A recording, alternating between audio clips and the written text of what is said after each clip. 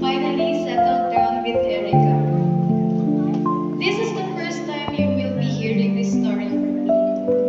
The how I was before we met at De La Salle, Gasma. I remember year 2012 nung pumasok ako sa school.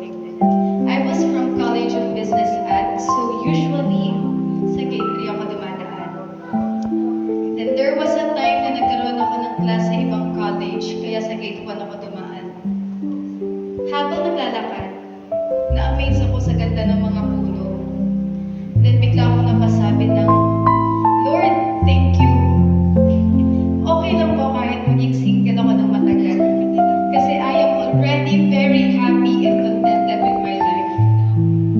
Kaya kapag na-meet ko na yung taong para sa akin, pangako, mamahalin ko siya ng sobra-sobra. Because your love for me is overflowing and I have so much to share. I enjoyed my college life being single until 2014. Nagkasalubong tayo sa La Salle Square Canteen.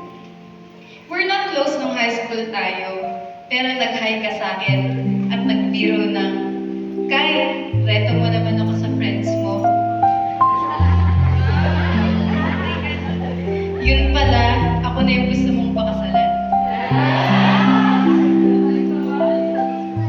I share this story because from the very first day we became together until now, His love sustained us.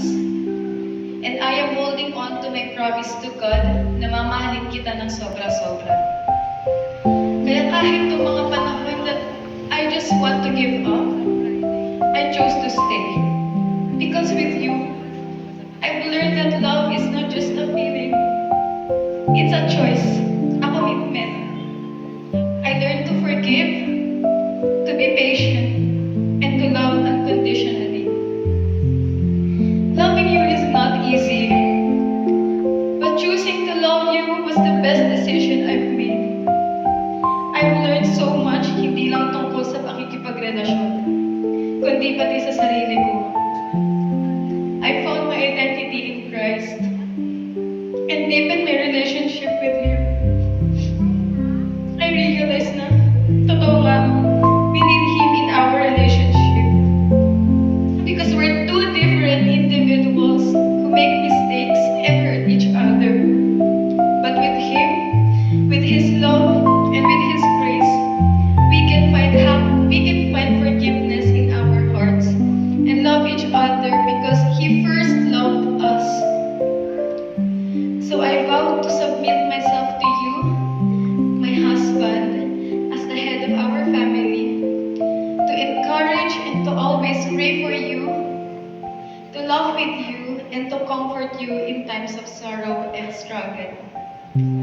To remember that neither one of us is perfect, but will strive to be the best parts of me that fit perfectly with the best parts of you. Lastly, I vow to you my deepest love and respect, and to take good care of you today, tomorrow, and forever. Ikay, baka may tropa ka ng kids. Yun pala, ikaw ang gusto ko hanggang sa pasipin-sipin sa klase, hanggang ito na tayo. 11 years na tayo. Sabi ng mama mo, nag-aaral ka pa, bata ka pa, pagtapusin mo na kita ng pag-aaral. After 3 months mo makagraduate, agad-agad, nabundis ka, tapos sa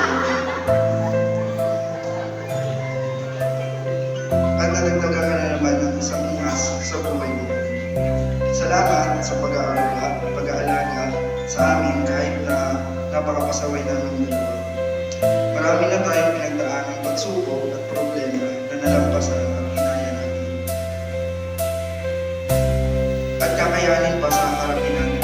Basta tandaan mo, lagi na sinasabi ko sa iyo, kung saan ako, doon kayo.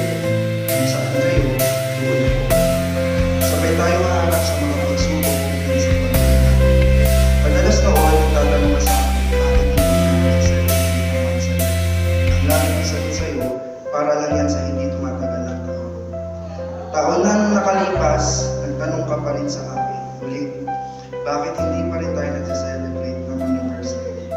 Ang sagot ko sa iyo, para lang yan sa walang forever. Pero ngayon, itong araw na ito, taon-taon natin i-celebrate dahil itong araw na ito ay araw kung kailan tayo dalawa na naging isa bilang pamilya. Marriage is a wonderful and mysterious journey. Marami tayong haharapin na challenges, ups and downs, but with patience, understanding, sacrifices,